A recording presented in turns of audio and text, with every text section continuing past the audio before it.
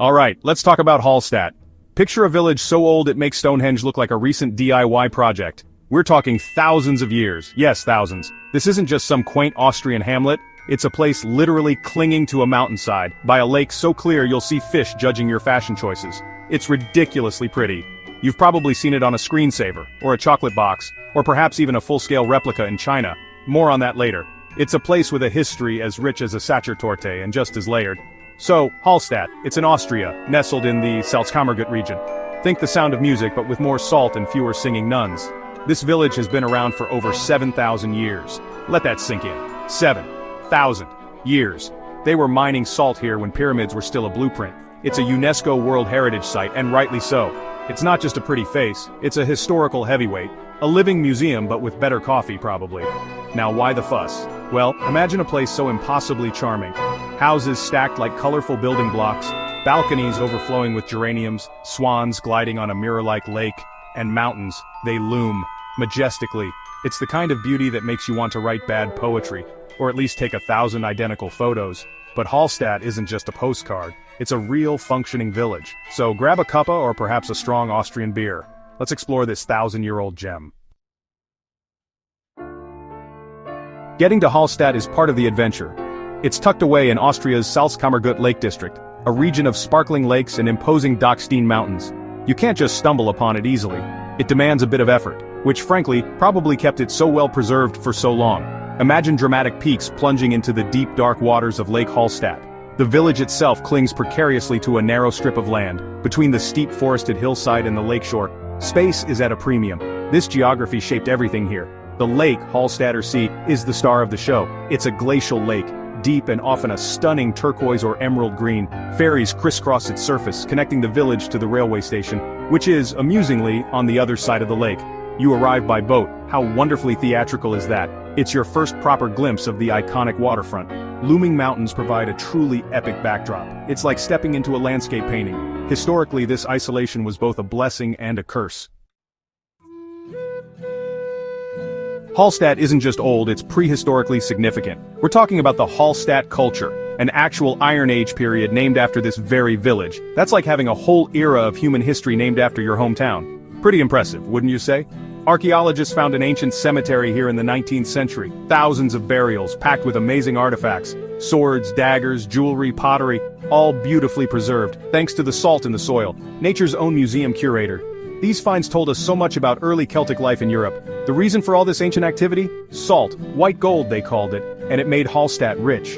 The Salzkammergut region literally means salt chamber goods. Salt mining here dates back to Neolithic times. Yes, Neolithic, that's around 5000 BC. Mind-boggling, isn't it? The world's oldest salt mine is right here above the village. Imagine ancient miners toiling away in dark tunnels, with primitive tools chipping away at the precious mineral. It was a tough life, but salt was vital. For preserving food, for trade. It was a currency. This salt wealth funded the rich Hallstatt culture.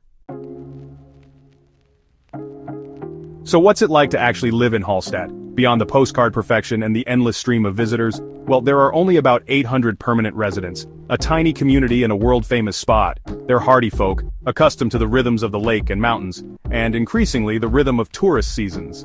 Imagine your front garden being a global Instagram hotspot. Every day, all day. It requires a certain patience, I'd wager, or very good curtains, perhaps both. It's a unique challenge, balancing heritage with modern tourism. The village is small, extremely small. You can walk from one end to the other in about 15 minutes, if you don't stop for photos, which is impossible. This means everyone knows everyone. The local gossip network must be incredibly efficient. Probably faster than the Wi-Fi on some days. Daily errands involve navigating narrow, sometimes steep paths, and dodging tourists trying to get that perfect shot. It's a life lived in the public eye, to some extent, especially if your house is one of the iconic colorful ones. Despite the crowds, there's a strong sense of community. Section 5. Traditions, more than just lederhosen, though they have those too.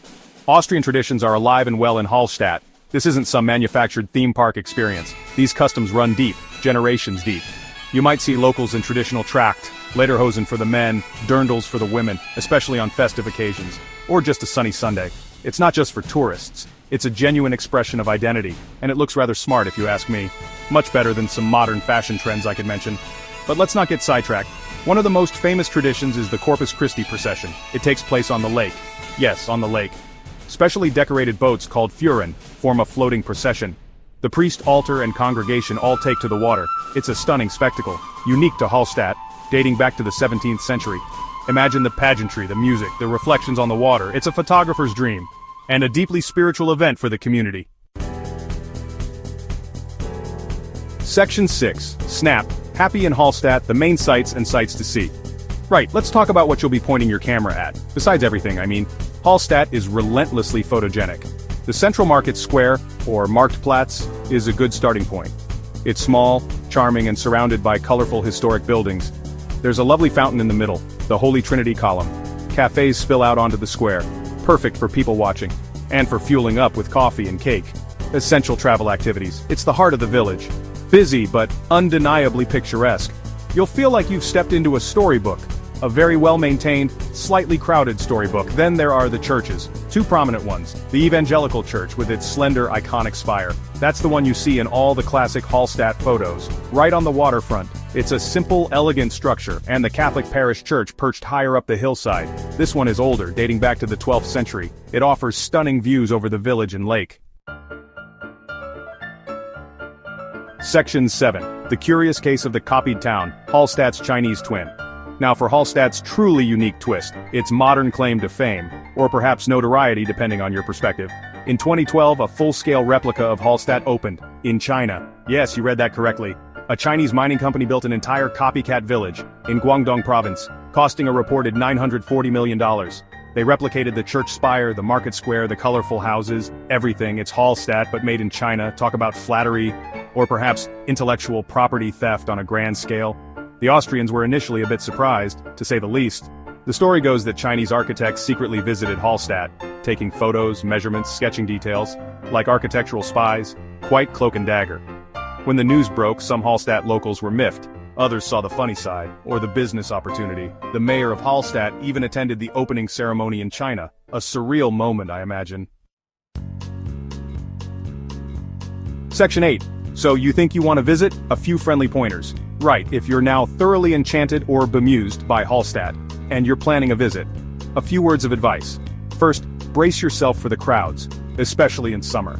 Hallstatt is popular, very, very popular, like standing room only on the main photo spot popular. If you prefer a quieter experience, try visiting in the shoulder seasons, spring or autumn. The light is beautiful then too, or even winter when it's covered in snow. Magical, and considerably less congested. You might actually see the cobbles. Early mornings or late afternoons are also good for avoiding the peak rush. Getting there, most people arrive by train and then ferry.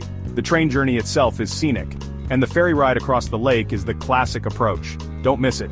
It's your Instagram moment curtain raiser. If you drive, you'll need to park in one of the large car parks outside the village center and then walk or take a shuttle.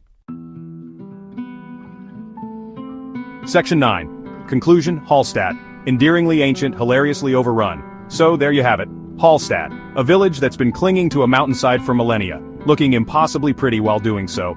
It's a place of breathtaking natural beauty, with a history so deep it makes your head spin. From Iron Age salt miners to Instagram influencers, what a journey, eh? It's a testament to human resilience, ingenuity, and our enduring fascination with shiny things like salt and perfect photos. It's undeniably charming. You can't argue with those geraniums. The quirks just add to its unique character. The Bone House, a practical solution to a spatial problem, becomes a profound reflection on life and remembrance. The Chinese replica, a bizarre modern tribute, highlights just how iconic the original truly is. Living in Hallstatt must be a daily exercise in patience, and perhaps a masterclass in discreet eye-rolling, as another busload of tourists searches for PhotoSpot, the one they saw on the internet, which looks suspiciously like the last one. But, hey, who are we to judge? We're probably looking for it too.